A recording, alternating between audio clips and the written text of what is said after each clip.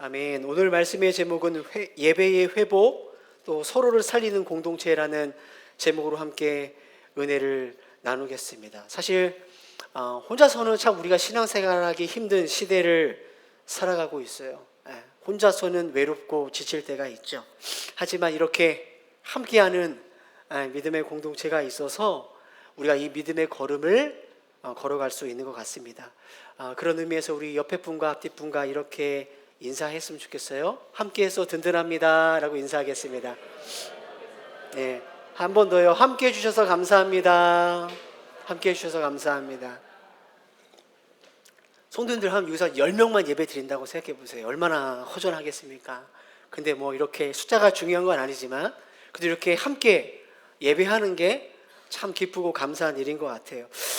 기독교 전문 조사 기관인 목회 데이터 연구소가 매년 발간한 책인데요. 한국교회 트렌드 2024년 보고서를 보면 흥미로운 두 가지 지표가 나옵니다. 먼저 이제 현장 교회를 떠나 온라인으로 예배를 전환하거나 교회를 이제 출석하지 않는 성도들을 조사한 결과 무려 44%의 성도들이 공동체의 지나친 간섭과 인간관계에서 오는 피로감 때문에 교회를 떠났다라고 이야기를 합니다. 이런 거죠. 세상에서도 사람 때문에 지치고 힘든데 뭐 교회에 나와서까지 사람 때문에 스트레스 받냐? 그게 지겨워서 교회를 떠나는 거죠. 그래서 뭐 온라인으로 예배를 드리거나 뭐 그렇게도 예배를 안 드리는 사람들이 생기는 거예요. 근데 이 보고서에 동시에 또 하나의 통계를 보여주는데 교회를 출석하거나 아니면 교회를 떠난 사람들 중에서 33%, 즉 3명 중에 1명은 뭐냐면 교회 안에서 심각한 외로움과 소외감 때문에 교회를 떠났거나 교회 안에 있지만 그러한 감정을 받는다는 거죠. 희한하지 않으세요? 지나친 간섭 때문에 피곤해서 교회를 떠나는 사람도 44%, 정반대로 교회에서 외로워서 떠나는 사람도 33%. 전혀 다른 이 두 개의 통계가 오늘 이 시대에 우리에게 보여주는 결과가 뭘까요? 그것은 바로 참된 공동체성이 교회 안에서 실종되고 있다는 거예요. 공동체가 사라지고 있다는 거죠. 교회 안에서 누군가는 숨막히는 간섭과 피로가 되기도 하고 누군가는 지독한 무관심과 외로움이 되고 있다. 이 두 가지가 같이 나타나고 있다는 거죠. 사실 제가 이제 이러한 문제 앞에 저도 참 어떻게 해야 되나 고민될 때가 참 많이 있어요. 예배에 보이지 않는 성도님들에게 신방하잖아요. 안부를 물으면 부담스러워하고 불편하시는 분들이 계세요. 다 그런 건 아닌데 불편한 분들이 계세요. 어떤 일 때문에 못 오셨어요? 그러면 개인적인 프라이버시니까 이런 거 좀 안 물었으면 좋겠다. 이렇게 말씀하신 분도 계세요. 그럼 제가 잘 기억했다가 그분이 빠지면 한 2, 3주 이렇게 기다려요. 그런데 어떤 다른 분들을 통해서 이렇게 연락이 와요. 목사님 나에게 관심이 없어. 사랑이 없어. 이런 서운함을 또 표현하기도 합니다. 조금 다가가면 불편하다고 하고 조금 거리를 두면 무관심하다 이렇게 느끼는 이러한 일들이 사실은 다른 교회 이야기가 아니라 우리 안에서도 그런 일들이 일어난다는 거죠. 성도님들, 왜 우리는 자발적으로 이 교회라는 공동체에 모였는데 왜 이러한 피로감과 외로움 사이를 끊임없이 왔다 갔다 하면서 우리는 교회를 다닐까? 근본적인 이유가 뭘까요? 바로 우리 가운데 있는 이 자기중심적인 태도 때문에 그래요. 자기중심적인 태도. 여러분, 세상에서도 우리가 뭐 동아리나 뭐 등산, 동호회에 들어가도 관계를 맺으려면 자신의 시간과 어떤 감정과 때로는 물질을 들여야지 관계가 만들어집니다. 교회도 마찬가지예요, 여러분. 교회라는 공동체에서 관계를 맺을 때에는 내가 마땅히 나의 감정과 나의 시간을 들여야 되죠. 그런데 그걸 하고 싶지는 않은 거예요. 그렇게 내 거를 뭔가를 들여서 관계를 맺고 싶지 않아요. 그럼에도 불구하고 또 공동체가 내가 관심을 갖지 않거나 잊혀지거나 소외되는 것은 또 견디지 못하는 이상한 이러한 마음들이 우리 안에 있다는 거죠. 그래서 교회에서 사역을 하거나 때로는 어떤 관계를 맺거나 이런 모든 가운데 기준이 뭐냐? 나라는 거죠. 내가 편해야 되고 내가 인정받아야 되고 내가 기분이 좋아야 되는, 만족하는 이 자기 중심성이 사실 우리 모두에게 있다라는 거예요. 그래서 여러분 잠언 18장 1절에 보면 이렇게 기록되어 있어요. 다른 사람과 어울리지 못하는 사람은 뭐예요? 자기 욕심만을 채우려 하고 건전한 판단력을 가진 사람들을 적대시한다. 이 말씀이 우리에게 뭘 이야기하죠? 공동체를 멀리하고 스스로 고립을 선택하는 본질적인 이유가 뭐냐? 내 기준, 내 편함을 생각하는 자기 욕심에 있다라고 말씀하는 거예요. 이게 자기 욕심에 붙들리는 사람은 공동체로부터 멀리하는 거죠. 네. 여러분 유진 피터슨 목사님이 쓴 한 길 가는 순례자라는 책에 목사님이 이렇게 이야기를 합니다. 혼자 힘으로 얼마든지 그리스도인이 될 수 있다고 생각하는 것은 흔한 착각입니다. 그런데 결코 그렇지 않습니다. 우리에게는 서로가 필요하며 영적인 친교가 반드시 있어야 합니다. 공동체는 그리스도인에게 선택적인 사치가 아니라 필수입니다. 우리는 고립된 상태에서 그리스도인의 삶을 결코 살아낼 수 없습니다. 유진 피터슨 목사님이 말씀하는 것처럼 그리스도인의 삶은 타인과의 인격적인 관계를 배제하고서는 결코 성립될 수 없다라는 거죠. 개인의 생각이 아니에요. 왜냐하면 여러분 성경에서 그리스도인에게 주시는 구원과 성장은 결코 혼자서 할 수 없고 교회라는 공동체 안에서 지어가도록 하나님께서 만드셨기 때문에 그래요. 여러 번 말씀드리지만 그리스도인의 구원과 성장은 교회 안에서만 주어지고 일어나는 거죠. 그러니까 여러분 공동체를 떨어져서 혼자 드리는 예배를 하나님이 받으신다? 여러분 처음부터 그런 예배는 존재하지 않습니다. 따라서 참된 예배의 회복은 뭐가 회복돼야 되냐? 반드시 공동체의 회복과 연결된다라는 거죠. 우리가 지난 7주 동안 예배의 본질을 회복하라는 주제를 가지고 예배에 대한 말씀을 살펴봤는데요. 오늘 그 마지막 시간 이 공동체의 회복을 다룬 이유가 바로 여기에 있는 거죠. 오늘 말씀을 통해서 우리 모두가 자유로울 수 없는 것, 이 장기 중심적인 태도 가운데 우리가 어떻게 함께 모여서 우리의 신앙을 지켜야 되는지, 어떻게 우리가 서로를 돌봐야 되는지, 주님 오시는 그날까지 모이기에 힘쓰는 예배 공동체로 우리가 어떻게 살아가야 되는지를 오늘 말씀을 통해서 좀 함께 살펴보려고 합니다. 오늘 본문 히브리서가 기록될 당시 1세기 초대교회 성도들은 그들 역시도 함께 모이기 힘든 이유가 있었어요. 그들이 겪은 어려움은 오늘 우리가 겪는 것처럼 관계의 불편함이나 바빠서 못 모이는 그런 어려움이 아닌 또 다른 차원의 어려움이었습니다. 오늘 본문 바로 뒤에 나오는 히브리서 10장 33절에서 34절은 당시 성도들이 왜 어려웠는지를 잘 보여주고 있는데요. 새 번역으로 함께 읽어보겠습니다. 함께 읽습니다. 혹 여러분은 때로는 모욕과 환난을 당하여 구경거리가 되기도 하고 그런 처지에 놓인 사람들의 친구가 되기도 하였습니다. 여러분은 간혹에 갇힌 사람들과 고통을 함께 나누었고 또한 자기 소유를 빼앗기는 일이 있어도 그보다 더 좋고 더 영구한 재산이 있다는 것을 알고서 그런 일을 기쁘게 당하였습니다. 우리 믿음의 선배들이 그때 당시 왜 모이기 힘들었느냐? 여러분 그때 당시에는 예수님을 믿는다는 그 사실 때문에 사람들 앞에 끌려 나오고 모욕을 당하고 구경거리를 당했죠. 어떤 사람들은 그 믿음을 지키려다가 감옥에 갇히고 평생 일궈놓은 집과 재산을 강제로 빼앗기기도 했습니다. 실제로 여러분 로마 역사를 보면 초대교회 성도들이 로마 원형 경기장에서 사람들에게 비웃음을 당하고 산채로 동물들에게 찢어 죽이는 일들이 있었죠. 그러니까 상황이 이렇다 보니까 그 성도들의 마음 가운데 어떤 마음이 들었을까요? 야, 이렇게 교회 나가서 함께 예배드리다가 들키면 죽는다. 재산 뺏긴다. 그러니까 당분간 우리가 혼자서 예배드리자. 혼자서 그냥 우리 신앙을 지키자라는 그런 생각들이 당연히 퍼져나갔겠죠. 바로 그런 상황 속에서 히브리서 기자가 하나님의 뜻을 분명하게 선포하는 거예요. 히브리서 오늘 본문 말씀 22절 23절 우리가 마음의 뿌림을 받아 악한 양심으로부터 벗어나고 몸은 맑은 물로 씻음을 받았으니 참 마음과 온전한 믿음으로 하나님께 나아가자. 또 약속하신 이는 미쁘시니 우리가 믿는 도리의 소망을 움직이지 말며 굳게 잡고. 자, 22절 말씀 한번 띄워주시죠. 여기서 우리가 주목해야 될 표현이 있어요. 바로 하나님께 나아가자라는, 이 나아가자라는 단어입니다. 그냥 보면 모르겠지만 이 헬라어 원문에 보면 이게 복수형이에요. 복수형으로 쓰였어요. 그러니까 이걸 그대로 직역하면 참 마음과 온전한 믿음으로 우리가 하나님께 함께 나아가자라는 뜻이에요. 함께 나아가자. 왜 이런 마음, 이런 이야기를 했을까요? 신앙생활이라는 것은 내 상황과 형편에 따라 때로는 혼자서 예배드리고 혼자서 예수님께 나아가는 게 아니라는 거죠.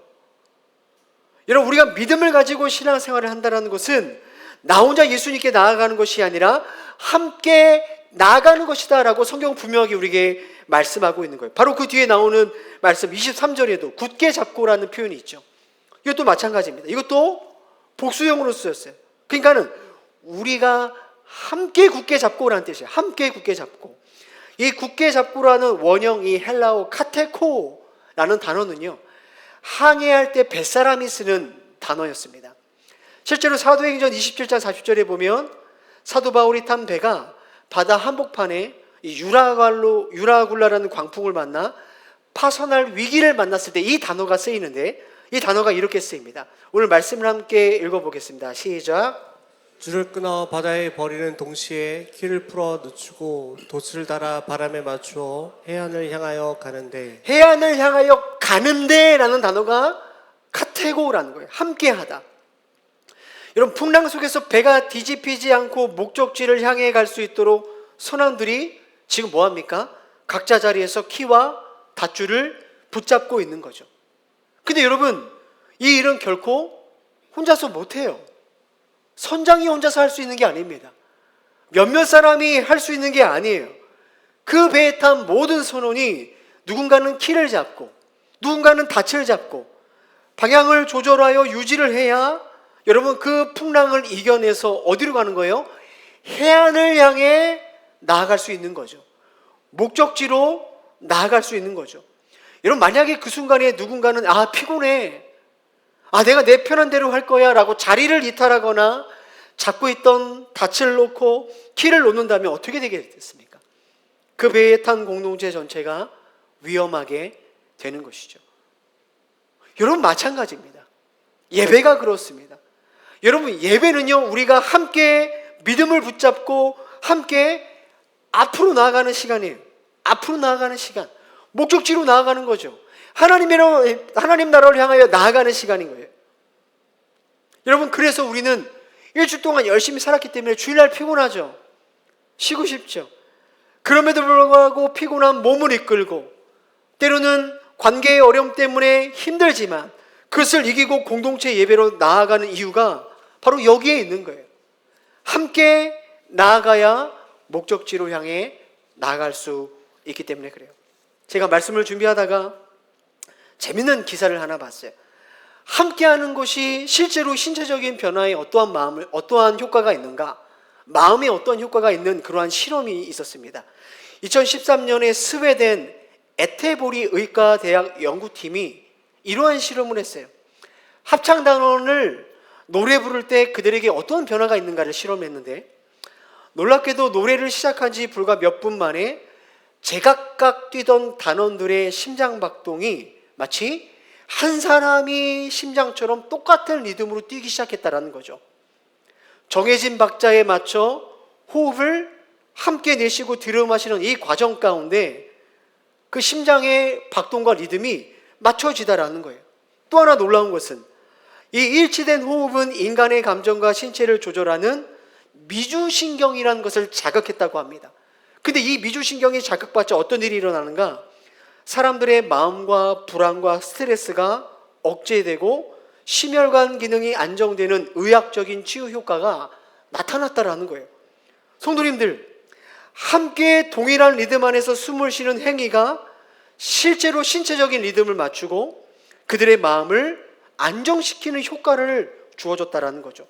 제가 이 기사를 보면서 다들 이렇게 연세가 많으신데 건강 때문이라도 우리가 좀 성가대를 만들어야 되지 않나, 그런 생각을 함께 들었어요. 그리고 제가 이 기사를 보면서 깨달은 게 바로 이거예요. 우리 예배가 이런 거구나. 여러분, 왜 우리가 같은 시간에 같이 모여서 같은 찬양을 부르고 같은 말씀을 듣고 왜 같은 제목으로 기도를 해야 될까? 영적인 호흡이 받쳐지는 시간이라는 거죠.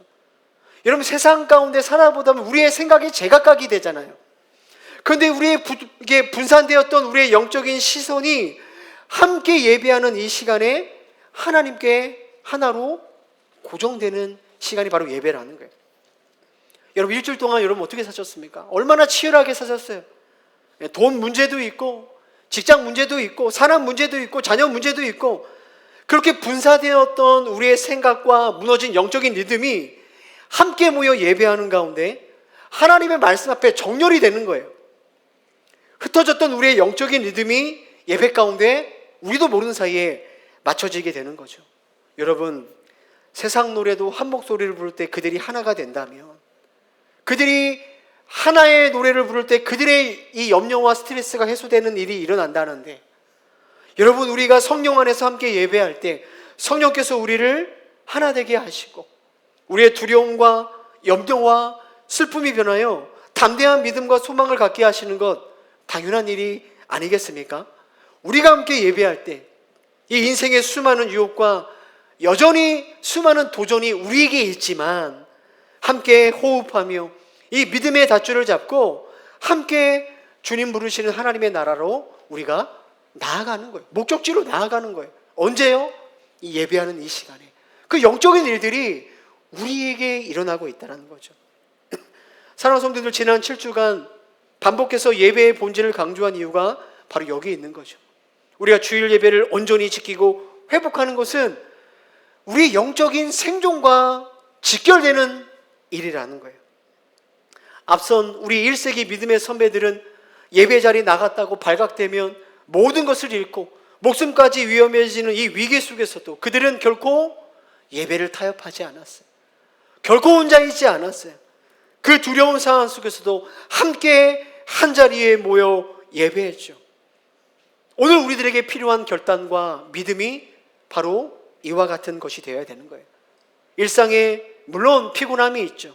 그러나 그 작은 피곤함이나 세상의 어떠한 약속 때문에, 때로는 사람 사이의 서운함을 핑계로 우리는 이 생명과 같은 예배, 생명을 걸고 드렸던 우리 믿음의 선배들과 다르게 우리는 예배를 너무 쉽게 타협하고 있지는 않은가 돌아봐야 되는 거예요. 사랑하는 성도님들, 마지막 때에 함께 모여드리는 이 예배를 생명줄처럼 붙드시기를 주의 이름으로 축복합니다. 성령께서 우리를 하나 되게 하셔서 세상을 헤치고 주님 나라까지 가는 이 믿음의 항해에 우리 모든 성도님들이 기쁨으로 결단하며 동참하는 은혜가 있기를 주님의 이름으로 축복합니다. 여러분, 그렇게 우리 옆에 분과 이야기할까요? 예배를 타협하지 맙시다 라고 이야기하겠습니다. 혼내듯 하지 말고 권면하듯 예배를 타협하지 맙시다, 이렇게 권면하시면 좋을 것 같아요. 자, 그런데 성도님들 보십시오. 이렇게 주일에 함께 공동체로 예배를 모여 하나님 말씀으로 정렬하고 이 영적을 리듬에 맞추는 것 너무나 중요하죠. 그런데 이것과 함께 놓치지 말아야 될 또 하나 중요한 자리가 있어요. 그게 뭐냐? 바로 소그룹 모임이에요. 소그룹 모임. 우리는 셀 모임이라고 하죠. 자, 오늘 본문 말씀 24절 이렇게 말씀합니다. 함께 읽어보겠습니다. 시작. 서로 돌아보아 사랑과 선행을 격려하며. 여러분, 2025년에 방영했던 유명한 드라마 폭삭 속았수다, 이거 혹시 보셨나요? 네, 대부분 보셨을 텐데, 제가 오늘 말씀을 준비하는 가운데 이 드라마의 이 한 장면과 한 대사가 딱 떠올랐어요. 극중 인물이었던 주인공이었던 애순이가, 아이가 셋이잖아요. 막내가 동명이었어요. 동명이가 폭풍 치는 날 바닷가에 나갔다가 이 동명이가 죽어요. 그러니까 이 막내 아들을 잃고 바닷가에서 막내 아들을 잃고 예순이가 시름시름 앓습니다. 뭐 밥도 안 먹고 집안도 못 돌보는 거죠. 그렇게 한참의 시간을 보내고 있다가 그래도 두 명의 아이가 번뜩 생각이 나서 내가 정신 차려야지 하고 그동안 돌보지 못했던 아이를 돌보기 위해서 밥을 하려고 부엌의 문을 확 열죠. 사진 하나 띄워주시죠. 쫙 부엌의 문을 열었을 때 애순이는 그 자리에 서서 한참을 눈물을 흘립니다. 왜냐하면 그 힘든 시간 동안에 동네 사람들이 무관심한 게 아니라 그 부엌에 온통 음식이며 살림에 필요한 것들을 가득가득 채워놨기 때문에 그래요. 그러면서 이러한 나레이션이 나와요. 원래 사람 하나를 살리는데도 온 고을을 다 불효하는 거였다. 제가 이 장면이 왜 계속 생각나냐면 이게 교회지, 이게 복음이지라는 생각 때문에 그랬어요. 여러분, 오늘 말씀을 보십시오. 서로 돌아보아 사랑과 선행을 격려하며. 여러분, 히브리서 기자가 다 같이 모여서 예배 드려야 된다라고 끝나지 않고 왜 그 뒤에 이어서 서로를 돌아보고 사랑과 선행을 격려하라고 왜 이 이야기를 했을까? 앞서 말씀드렸잖아요. 지금 이때 함께 신앙생활하는 지체들은요, 예배 드리다가 감옥에 끌려갔어요. 경제적인 어려움이 있었어요. 때로는 내 남편이, 내 아내가, 내 부모가, 내 자녀가 예배 드리다가 죽임을 당했어요. 여러분, 이런 상황에서 누가 믿음을 지킬 수 있겠어요? 어떻게 시험에 안 들 수 있겠어요? 그래도 나는 예배에 나와야지. 누가 두려움 없이 예배에 나올 수 있겠어요? 그런 사람은 누가 있겠어요? 아무도 없죠. 누구라도 두렵고 누구라도 낙심되는 그런 상황 아니에요? 그래서 믿음의 줄을 놓지 않기 위해서 서로를 지켜줄 공동체가 그래서 필요했던 거예요. 드라마의 대사처럼 한 생명을 살리기 위해 온 고울이 힘을 모아야 했던 그 일을 하나님께서 누구에게 맡기셨냐? 교회에게 맡기신 거예요. 교회에게. 여러분, 오늘 이 말씀을 우리에게 어떻게 적용해 봐야 될까요? 지금 이 자리에 제가 이렇게 보면 다들 옷도 말끔하게 입으시고 밝은 표정이 계시기 때문에 여러분 안에 어떤 문제가 있는지 사실 저는 알지 못해요. 그죠? 내 옆에 있는 지체가 일주일 동안에 무엇 때문에 아팠는지, 무엇 때문에 슬펐는지, 무엇 때문에 눈물을 흘렸는지, 무엇 때문에 힘들게 이 예배 자리에 나왔는지 알 수가 없어요. 알 수가. 아마 여기 앉아 계신 분들 중에 누구는 정말로 가슴 아픈 마음으로 여기 앉아서 예배하는 분들이 있을 수 있겠죠. 그러니까 우리가 알 수가 없어요. 같이 예배 드릴 때는. 그래서 오늘 우리에게 필요한 게 뭐죠? 얼굴과 얼굴을 마주할 수 있는 이 소그룹 모임이 그래서 필요한 거예요. 그냥 모이라고 한 게 아니에요. 함께 모여있는 자리에서 미처 발견하지 못하는 아픔과 기도의 제목을 나누는 거죠. 그 셀 모임 속에서 비록 그것들을 함께 발견하고 서로를 돌아보고 격려하는 일이 이 셀 모임 소그룹 공동체 안에서 일어나야 되는 거예요. 여러분, 드라마 속 마을 사람들이 그 애순이의 빈 부엌을 사랑으로 채워서 그 자식 잃은 엄마를 살려낸 것처럼 서로의 결핍과 연약함을 채워주며 영혼을 살려내는 일이 어디서 일어나는 거예요? 이 작은 셀 공동체 안에서 일어나는 거예요. 그래서 셀 모임 하라는 거예요. 제가 이렇게 보면 이러한 격려와 위로와 돌봄이 잘 되어지는 셀이 있어요. 그 셀에 가면 함께 기도 제목을 하면서 울어요. 그러면서 치유가 되고 그러면서 살아나는 일들이 나타나는 거죠. 그래서 성도님들, 셀 모임은 그냥 단순히 일주일에 한 번 보면 허전하니까 그냥 사람 만나는 자리가 아닙니다. 낙심한 지체한 사람 한 사람을 주님의 사랑으로 서로 내가 일방적으로가 아니라 서로 품어내고 살려내는 이 영적인 작은 고울이 바로 우리 셀 모임이 되어야 되는 거죠. 성도님들, 기억하셔야 됩니다. 셀 모임은 주일 예배 까먹지 말라고 리뷰하는 시간이 아닙니다. 그렇다고 손주 키우는 이야기, 맛집 가는 이야기, 그 얘기로 끝나서는 안 돼요. 더러는 내 기준을 가지고 누군가를 가르치거나 훈계하거나 비판하는 시간에는 더더욱 돼서는 안 되는 거죠. 셀 모임은 우리 약함을 나누는 거예요. 그냥 내 약함을 함께 기도하고 함께 위로하고 격려함으로 영혼을 살리는 그 작은 고울로서 셀 모임이 진행돼야 되는 거죠.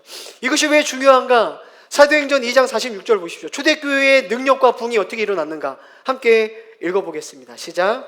날마다 마음을 같이하여 성전에 모이기를 힘쓰고 집에서 떡을 떼며 기쁨과 순전한 마음으로 음식을 먹고. 자, 성전에 모이기를 힘쓰고, 이게 뭐죠? 이겁니다. 이거 우리 같이 드리는 이 공동체의 예배가 초대교회에 있었죠. 근데 거기에 끝나지 않죠. 뒤에 뭐가 나오죠? 집에서 떡을 떼며. 뭡니까? 소그룹 모임이 그때도 있었다라는 거예요. 이 두 가지 균형이 잘 잡힐 때 교회 안에 어떤 일이 일어나는가? 사도행전 2장 47절 보십시오. 하나님을 찬미하며 온 백성에게 칭송을 받으니 주께서 구원받는 사람은 날마다 더하게 하시니라. 공동체의 예배가 살아나고 소그룹 모임이 살아나니까 온 백성이, 세상이 교회를 주목하게 되는 거예요. 전도지 돌리지 않고 전도 집회하지 않아도 구원받는 성도들이 날마다 늘어나게 되는 거죠. 여러분, 부흥은 다른 데서부터 나오는 게 아니에요. 물론 우리 동행교회가 전도도 해야 되죠. 전도 집회도 하고 프로그램도 해야 됩니다. 그러나 성경이 보여주는 부흥은 우리의 예배가 회복될 때, 소그룹 예배 가운데 그 예배가 회복될 때 구원받는 사람이 날마다 더하게 된다라고 주님 분명하게 우리에게 말씀하고 있는 거예요. 그래서 오늘 예배하는 성도들에게 제가 권면하고 도전을 드리는 거예요. 앞에서 언급했지만 여러분, 공동체 예배, 주일 예배를 잘 지키셔야 돼요. 그냥 잘 지키시는 게 아니라 정말로 잘 지키셔야 돼요. 그리고 그와 함께 우리를 묶어준 이 영적인 작은 고울, 우리를 살리는 이 셀 모임의 자리로 다들 나오셔야 돼요. 물론 여전히 우리의 마음에 그런 주저함이 있죠. 서론에서 말씀드린 것처럼 사람 때문에 이거 스트레스 받는 거 너무 힘든 거 저도 잘 압니다. 그것 때문에 공동체에 들어오지 못하는 그런 이유가 있지만 그냥 기억하셔야 돼요. 여러분, 그 혼자의 자리는 결코 여러분을 살리는 자리가 아니에요. 여러분, 본문 25절을 보십시오. 이렇게 기록하고 있어요. 함께 읽어보겠습니다. 시작. 모이기를 패하는 어떤 사람들의 습관과 같이 하지 말고 오직 권하여 그날이 가까움을 볼수록 더욱 그리하자. 여러분, 혼자 있는 것은 뭐냐면 습관이라, 습관. 이게 헬라어로 에토스라는 단어예요. 에토스. 이게 뭐냐면 체질이 됐다라는 거예요. 삶의 방식이 됐다라는 거예요. 무슨 말일까요? 피곤하다, 바쁘다, 저 사람 짜증난다, 이런 이유로 예배를 빠지기 시작하면 어느새 모이지 않는 일이 나의 삶의 방식이 되고 체질이 되는 거죠. 한두 번은 그렇게 넘어갈 수 있지만 이게 영적인 체질이 되면 나중에는 모이지 않는 사람들, 모이기를 패하는 자가 될 수 있다는 거예요. 교회를 모이는 것을 방해하는 자가 내가 될 수 있는 거예요. 아유, 바쁜데 뭘 모여요. 뭐 그렇게 귀찮게 해. 여러분, 그것은 우리의 믿음의 닻을 놓게 만드는 너무나 무서운 습관이죠. 결국에는 나뿐만 아니라 공동체를 망하게 하는 영적인 질병이 되는 거예요. 그렇게 하지 말라라고 말하는 거죠. 그래서 여러분, 이 약한 영적인 습관을 계속해서 우리가 깨트려야 돼요. 깨트려야 돼요. 주님 오실 날 가까워질수록 우리가 서로에게 힘써 모이기를 권면해야 되는 거죠. 권면해. 여러분, 지금 주위를 둘러보면 예배 시간에 보이지 않는 성들이 보일 거예요. 내버려 두지 말라는 거예요. 성경은 가까울수록 더욱 그리하자라는, 권면하라는 거예요. 왜 못 왔어? 함께 예배해야지. 내가 기도할게. 권면하라는 거예요. 여러분, 셀 모임 나오지 않는 그 성도, 아유, 저 사람은 어차피 안 나와. 그게 아니라는 거죠. 뭐라고 말합니까? 가까움을 볼수록 그리하라는 거예요. 권면하라는 거예요. 셀 리더만 하는 게 아니라 우리가 같이 그 일을 해야 되는 거예요. 사랑하는 성도들, 동행교회 출석하는 이상 목회자인 저는 여러분 예배 안 나올 때마다 계속 괴롭힐 거예요. 잔소리할 거예요. 권면할 거예요. 저분 어차피 셀 예배, 아니요, 그런 일 없을 겁니다. 왜 제가 그것을 쉬지 않습니까? 주님 명령하시잖아요. 성부가 더욱 그리하라. 마지막이 올수록 더욱 그리하라. 목회자인 저에게 주신 사명이기 때문에. 저에게만 줬습니까? 아니요. 우리가 이 공동체에 머무는 이상 우리 모두에게 주어진 사명이에요. 뭐가요? 권면하는 거예요. 권면하는 거. 자녀에게 권면하십시오. 여러분, 주위의 사람들에게 권면하십시오. 공동체에 보이지 않는 사람들에게 권면하라는 거예요. 하지만 성도들, 이 사명이 마땅한 줄 알지만, 우리가 다 알죠? 근데 솔직히 우리 마음 한편에 무거운 것이 사실이에요. 왜 무겁습니까? 우리의 결단과 노력만으로는 이 내 안에 있는 자기중심성이 없어지지 않아요. 나도 편하고 싶은 마음이 있거든요. 그죠? 우리는요, 작은 오해와 어떤 인간관계에 오는 이 피로감 앞에서 너무나 쉽게 마음의 문을 닫아버립니다. 이게 우리의 연약함 아닙니까? 그것이 오늘을 살아가는 우리들의 실상의 모습인 거죠. 힘들 때는 힘들어서 예배 못 나와, 바쁘면 바빠서 못 나와, 좋으면 좋아서 못 나와, 놀러가러 못 나와. 이게 우리의 부끄러운 모습 아닙니까? 그러니까 내 신앙 하나도 챙기지 못해서 이렇게 비틀거리는데, 나도 이 믿음의 낯을 놓치는데 내가 누구를 돌보고 누구를 권면하냐, 이런 마음이 왜 안 들겠어요? 그러나 성도님들 기억하셔야 됩니다. 우리의 실력으로는 우리가 할 수 없기 때문에 이 낙심의 순간 가운데 우리가 누구를 바라봐야 됩니까? 주님의 은혜를 바라봐야 돼요. 바라봐야 돼요. 십자가를 바라봐야 돼요. 여러분, 우리가 연약하여 스스로 믿음의 닻을 놓는 그 순간, 때로는 교회가 실증나서 교회를 떠나는 그 순간, 야, 너가 나를 버렸으니 나도 너를 버린다, 그러지 않는 분이 있죠. 우리를 놓지 않고 붙드시는 분이 계십니다. 누구십니까? 우리 예수님이세요. 예수님은요, 우리가 지쳐서 공동체를 떠나 방황할 때조차 홀로 버틸 수 없는 우리의 체질을 아시기 때문에 주님은 서로를 사랑하고 권면하고 돌보는 교회를 늘 우리 곁에 두십니다. 교회는 우리를 언제나 환영하죠.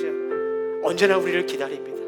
언제나 우리를 위로해 주는 거예요. 여러분, 이 귀한 공동체를 허락하시기 위해 예수님이 하신 일이 뭐죠? 이 교회를 우리에게 주시기 위해 주님은 당신의 공동체였던 가족과 제자들에게 버림당하셨어요. 우리에게 이 공동체를 주기 위해서 주님은 공동체에서 버림받으셨죠. 영원한 사랑을 받으신 하나님 아버지로부터 십자가에 버림당하셨습니다. 나의 하나님, 나의 하나님, 어찌하여 나를 버리셨나이까? 이렇게 주님께서 외면당하셨기 때문에 오늘 우리는 하나님으로부터, 교회로부터 영원한 용서와 용납함을 받게 된 거예요. 여러분, 이 은혜가 우리에게 주어졌기 때문에 여전히 우리가 살아가는 세상은 지치고 험난하지만 나를 붙드시는 주님의 은혜가 있기 때문에 우리가 다시 믿음의 항해를 할 수 있게 되는 거예요. 나를 살려주고 나를 돌봐주는 이 교회 공동체가 여전히 우리에게 있기 때문에 우리는 내 중심적인 그 자기 사랑을 깨트리고 누군가를 돌봐주고 격려하는 또 다른 고울로, 사람을 살리는 고울로 살아갈 수 있는 용기와 힘을 예수님이 십자가 안에서부터 우리는 얻게 되는 것이죠. 여러분, 오늘 우리가 참여하게 될 성찬의 자리가 바로 우리를 위해 모든 이들에게 버림심으로 찢겨주신 주님의 살과 피를 먹고 마시는 생명의 시간이 되는 거예요. 이 떡과 잔을 함께 나눌 때 우리가 예수 안에서 하나의 가족이 된 것을 우리가 확인할 수 있는 시간인 거죠. 여러분, 이 시간은 내 죄만 사함받았다는 것을 확인하는 시간이 아니라 나뿐만 아니라 함께하는 우리가 함께 죄사함을 받고 우리가 서로 함께 권면하고 책임지는 공동체로 서는 자리를 확인하는 시간이죠. 여러분, 기억하십시오. 우리는 우리의 힘으로는 연약합니다. 우리는 할 수 없어요. 그러나 주님의 베푸신 은혜를 기억할 때 성령께서 우리에게 힘 주실 줄 믿습니다. 오늘 이 시간 성찬의 자리에 나올 때 그 주님의 놀라운 은혜가 우리 가운데 충만해지기를 주님의 이름으로 축복합니다. 우리 이 찬양, 환난 가난과 수고로움 속에서도 우리는 부족하고 연약하지만 우리가 누군가를 권면하고 자유케 하고 부유케 할 수 있는 은혜가 오늘 우리에게 주어졌습니다. 우리 믿음의 고백으로 함께 찬양하고 우리 성찬에 나아가도록 하겠습니다.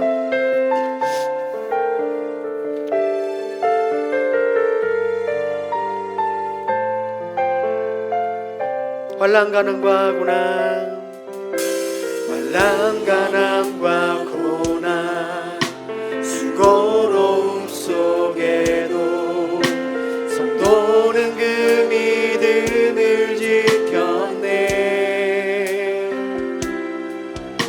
주를 섬기는 일에 자신을 다 드리며 진리의 말씀과 성령으로 그 길을 걸어 환난 가난과 고난, 환난 가난과 고난, 수고로움 속에도 성도는 그 믿음을 지켰네.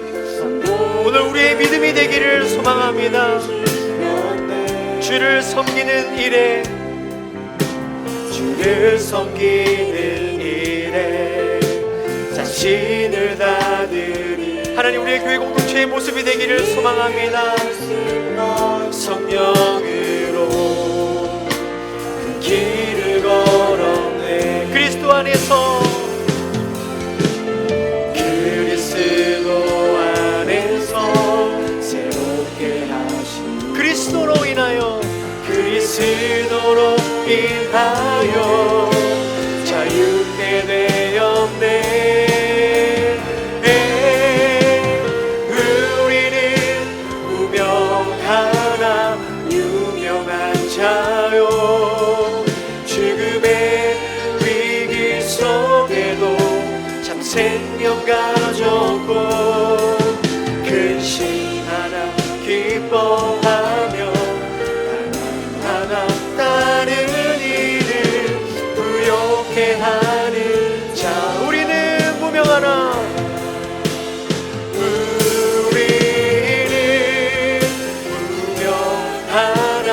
유명한 자요, 죽음의 위기 속에도 참 생명 가졌고 근심하나 기뻐하며 하나 따르는 이를 부욕해 하는 자로 모든 것 가진 자로다.